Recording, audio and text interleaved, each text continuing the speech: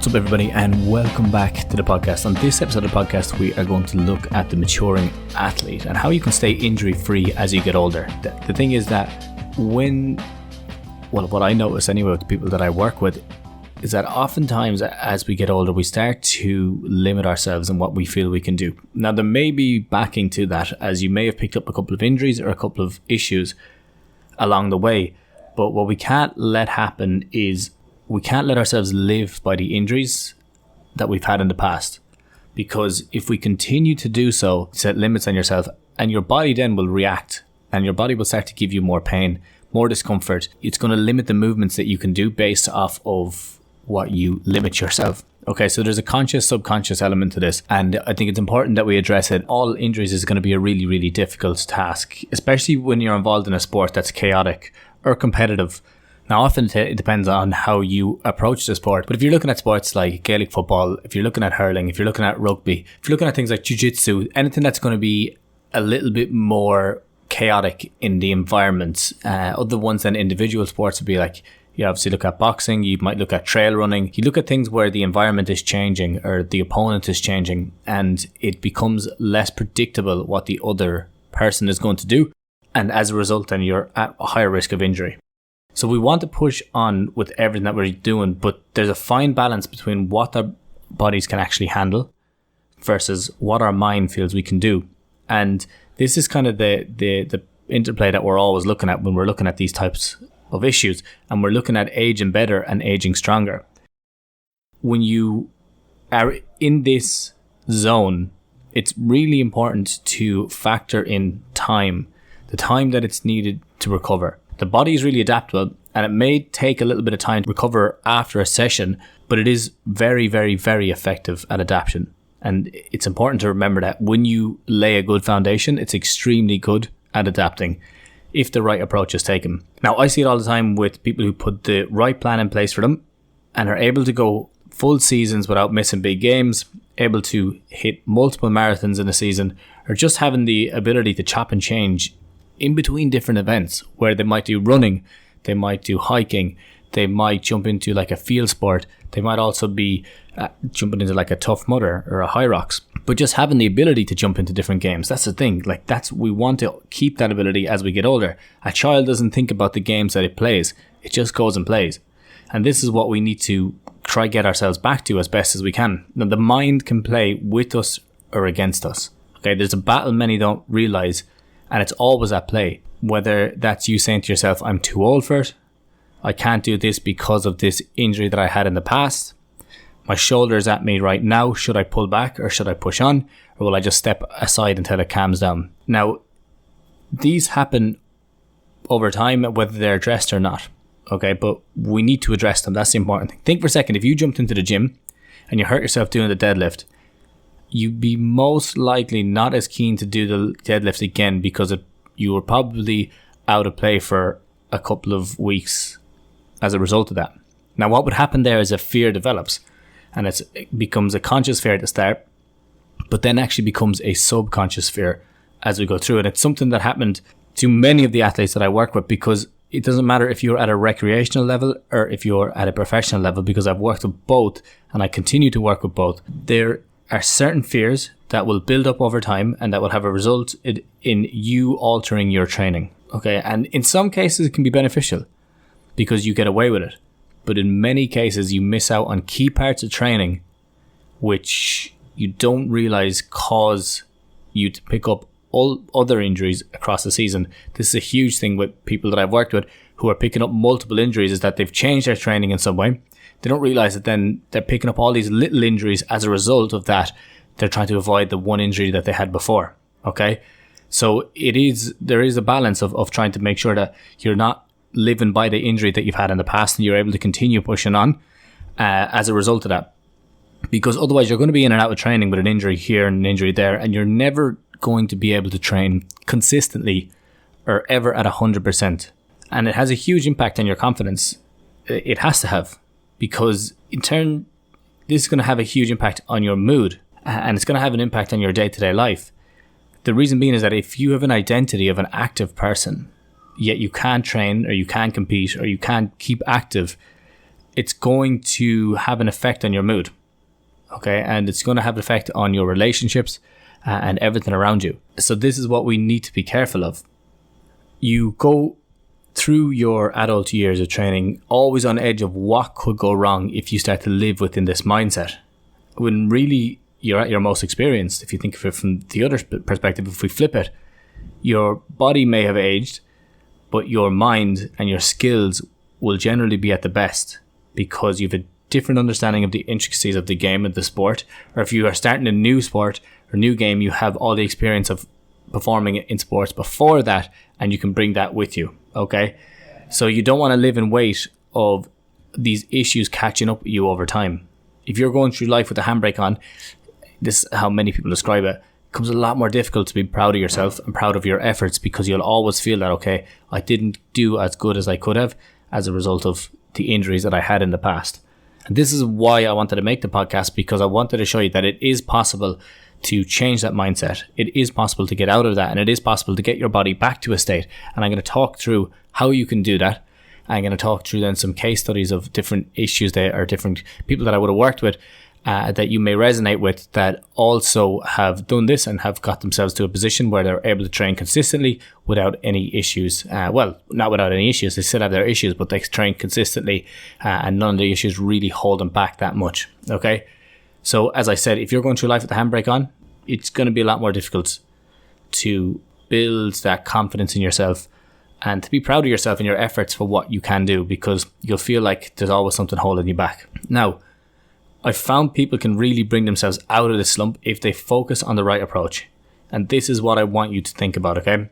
Obviously, it's going to be individual to each person. Everyone's going to be different with their life and their lifestyle.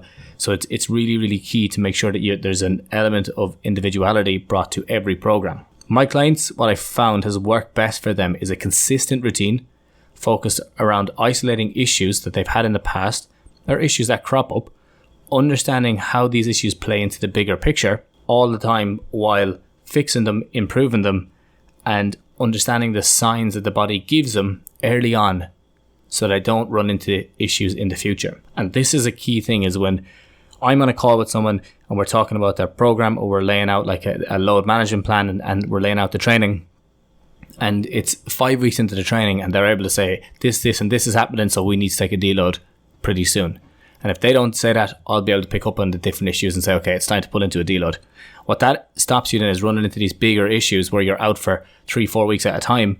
Instead, you have a little bit of a deload, you get to recover, you get to adapt, and you come back stronger again. Okay, so this is why we need to start looking bigger picture. And you can make huge gains early on just by having a solid foundation to build off. Too often there are so many variables in people's lives that new injuries start cropping up all the time, or old injuries keep coming back because they haven't laid that foundation. But if you put in a solid training routine, you'll find that it'll help to iron out a lot of the creases that are there, while at the same time it's going to help you to isolate and improve the specific injuries that you've had in the past, that you have dealt with in the past. Now, as you go through the process of understanding and adapting, you'll notice that some of these issues that were at the forefront are actually becoming a bit less of a problem for you. So that knee issue that you were dealing with that comes on in training, or that hip issue, or the back when it starts to get tighter, you're waking up in the morning after a training session and you're feeling like you're completely locked up, was it worth it? All of these things will start to disappear slowly but surely as you build a really, really good foundation and as you manage your programming right. Okay, but it does, what I've noticed is it does take buy-in. For the people that I'm working with, it takes huge buy-in. I need them to be committed to the plan. You know, I need that and I need them to be able to communicate with me when things are going wrong and things are going right. Because if you don't know why you're doing things, you're going to be less likely to keep them up. It's huge. So you have to understand it to really, really buy in. And then each step of the process that you go through should be understanding so that you know what adaptations you can make early on if necessary. Okay, and I'll talk through why that is. So we aim to build strength. Obviously, we aim to build endurance and resilience, and you should too, as we rehab the injuries. But it's key that you know how to make adaptations along the way. Okay, for example, really simple adaptation, so common, is I have a wedding this weekend and we have a match in 2 weeks. Like, what's the best approach for building up to this, recovering after, and then building to the match so that I don't fall behind and I can still perform at my best? Now, if you weren't in that situation, okay, that you were aware that these things were coming up and you knew that your training was going to be this way, you'd often just work up until the wedding and then just try to get back into it straight away. And you'd run into an injury then a week or 2 weeks after the wedding because you'd managed your load differently, or you may have managed something wrong. And that was such a common issue that a lot of my clients were running into is, okay, we're still in the middle of a season, but it's my best friend is getting married. What am I going to do? Like, do I prioritize this match, or do I prioritize going to his wedding, enjoying myself, and letting go a little bit? And then we can have a discussion on that. We can chat through it.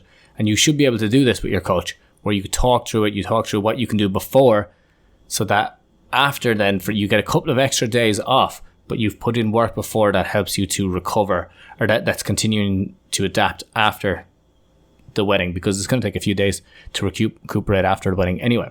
Okay, so that's a really common one.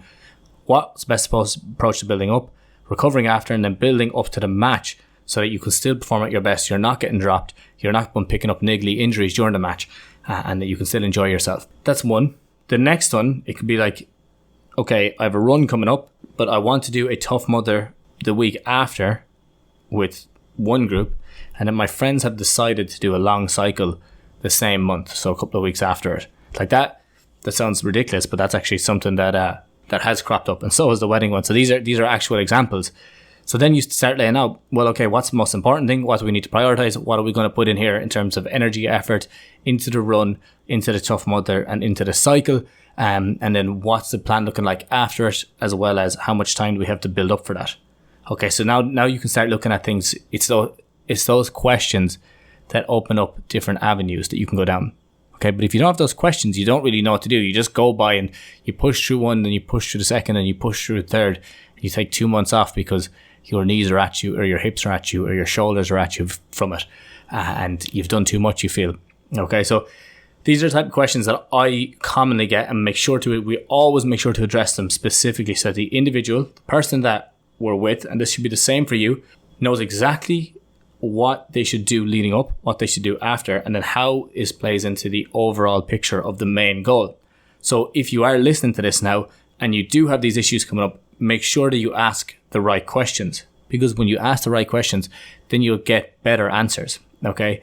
As opposed to just going with the flow, it's important to take a step back, recognize what's coming up over the next few months for yourself, and try to make changes around that so you manage your whole thing. So you're continuing to progress, but you're still continuing to get involved in the things that you enjoy. Now, the people that I work with aren't monks. Some of them are professionals, like professional football players, professional rugby players, and they live a life that is very monk-like in terms of their ability to train and their ability to adapt and their responsibility and what they have to do and everything around it. But the majority of them are family people who are playing football, people who are running, people who are doing jiu-jitsu, people who are just jumping in and out of sports like high rocks or CrossFit and stuff like that, and just enjoying themselves. So they have families, they have responsibilities. Therefore, to be successful, they need to be adaptable, and you need to be adaptable as well. You need to know what your training goal is, and then you need to know what your yearly plan is looking like. A basic outline. It doesn't need to be dates by dates, but having a basic outline of what it looks like so that you can be adaptable in time. And it's not, okay, this is on this weekend, this is on next weekend, what do I do? You can kind of look, you can take a couple of steps back and look at it in line. And what you do then is you start to plan your training blocks and your deload sessions around certain seasons of your life. This is really, really key. I'm going to repeat that because it is that personal touch that comes to each individual that is so important. Okay? Your training should fit into a schedule that is good for you and should allow you freedom to change once the main principles are prioritized. Okay? So as I said, plan your training blocks and your deload weeks around the seasons of your life. Okay, this is key. Whether you can look at it in winter seasons, you can look at it in training seasons, you can look at it in seasons of specific sports. But it is key. If you can do that, you're really putting your best foot forward. You're giving yourself the best chance, because you don't want to just be picking up random injuries, missing big parts of the best part of the season, because of something that you made a mistake on a few weeks before. And it's so common that it happens to people. So therefore, to be successful, you need to be adaptable. So key. Okay, understanding how to deal with issues and injuries along the way is a really good way of keeping you in training and keeping you in competition when you need it most. And what I mean is that you don't just pull back every single time you get an injury or you get an issue, that you're able to modify and adapt. That's the thing. The goal is to become proficient and confident in dealing with injuries and issues to the point that they don't impact your training, because you understand what your signs your body's giving you before it happens. You understand, okay, well, how am I feeling mentally? How am I feeling physically? What's my load looking like here over the next couple of weeks? What are the main signs that kick up for me before injury happens or before my body starts to break down? There's signs for everybody. The goal, as I said, is become proficient and confident in dealing with those injuries to the point that they don't impact your training. Now, everyone is going to pick up issues, no question, over a season. But the difference between you missing a couple of days or you missing 6 weeks is huge. That could be a significant portion of your season, of your training season. And it's really important. And you don't have to be a competitive athlete either. That could just be that you like to get out and do runs, but in the middle of the summer and the time that it's weather's the best and you want to go out and enjoy yourself, you're set up with a calf injury or a hamstring injury or an ankle injury, and it's taken more from you. So what we generally do is we set a compass in the direction we want to go. Like a really simple one. Well, one guy with John, example, he wanted to have the ability to run a marathon, play football with his son, and now jump into a high rocks event with like little slight tweaks in training. And the man, if he's listening to this, is able to, he loves just throwing the kitchen sink at it he'll plan the craziest things. He'll do a run, he might do a triathlon, and he'll do a high rocks event. While 2 years ago, and I have a testimonial on my page where he talks about that he wasn't able to do anything because of his injuries in his back. And anytime he started to increase his exercise, it was really, really affecting him. Okay. Sandra is another simple example where she wanted to climb mountains, go on long hikes with her family, but she also wanted to build strength and resilience and continue with her yoga while she overcame a back issue. All of them very, very achievable, but just a few tweaks need to be made in the training program. Brian, goal is just to continue playing championship level football with his club for as many years as possible, but just so happens that he also likes to jump in the odd CrossFit competition and likes to do running as well as a side, just to keep things spiced up and to keep his interest in fitness. Because just going to the gym and sticking to the gym and doing that all the time is really, really good, but sometimes people find that they fall in and out of that. And doing something new where the gym is like helps you build up to these things can be it keeps your interest in a lot of cases. Not for everyone, but for some people, where it's nice you use the gym and you have a consistent gym program, but then you're also changing and adapting so you can jump into these other events too. What I find is that the tests and the challenges are going to help to keep them on track, keeps them excited, inspired, keeps them created, but it also keeps them respected and successful in their endeavors. And that's so key, because it is a way of life. There's no two ways about it. The active lifestyle is a way of life. Not everyone has it. Not everyone's able to maintain it, but it's a very, very, very positive way of life. It allows us to build a level of real confidence in ourselves and our abilities. And this confidence, whether you like it or not, whether you know it or not, may have been knocked in the past due to different injuries that you've picked up. And that's okay. You can continue to test yourself. You can get back to where you want to be, but you'll need to test yourself, your beliefs, and you'll have to test your boundaries to get there. So to finish off this podcast, if it's something that you're interested in, if it's a lifestyle that you enjoy, if you have any questions, you can shoot them over to me. There's no problem at all if you have any questions on what the best way to go about it is. If it's something that you were saying, I would love to get involved with some of the work that I do, then I'll be honest, I'm going to push you. I want you to reassess your limiting beliefs and your body and your capability. Because when people come, there is certain things that we need to address to get over injuries that have happened in the past. And if we don't address them, then they're always going to keep cropping up. Now, it takes a little bit of time, but it can be done. What we do is we set new heights to what we feel we can achieve. As I say, it's a beautiful dance between that push and that pull, trial and error, education, understanding, and implementing. And then with the goal of becoming more creative in your life, the goal of you becoming a bit more courageous in your body and more confident in yourself and your ability so that you can start to age stronger. You could put it that way. So if it is something that you're interested in learning more about, and to see if you qualify, check out what I've done is I put together this injury-free athlete assessment. It's going to be in the description of the podcast. Just check that out. Anyone can do it. It's free. And if it's something, what it'll do is it takes about 3-4 minutes. I designed it specifically so it'll help you understand areas of your life and your training that may need to be improved, adapted and changed. As I was talking about the load management side of things, the pain history, the injury history, your recovery methods, all of those are assessed within it. So if you click, it's free as well. You can click into it. It takes about 2 or 3 minutes to go through. It'll give you an idea of what you need to work on. It'll give you feedback on exactly what needs to be improved in each area.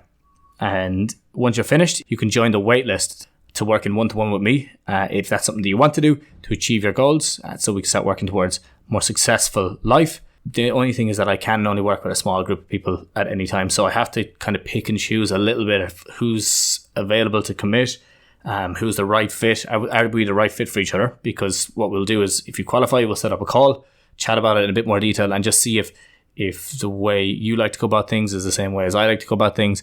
Make sure that we connect on that. I'm big on making sure that there's a good connection in that we're both striving for the same thing. That's really, really important because it just makes it so much better and so much more successful. And that's how you can, like the guys and the girls that I work with for years, where they're just continuing to push and push and push, continuing to be better and more successful, build confidence in themselves and be proud of themselves is really what it is. Proud of themselves, proud of their achievements, proud to be a parent, a role model for their kids. All of these things are really, really important aspects of these people's lives. So if that's something that you are interested in too, just hit the link, the description of the podcast, take the assessment, learn more about your specific injuries, training patterns, and your recovery methods. And then in time, you never know, we could be working together and we could be building together. But that's all for me today.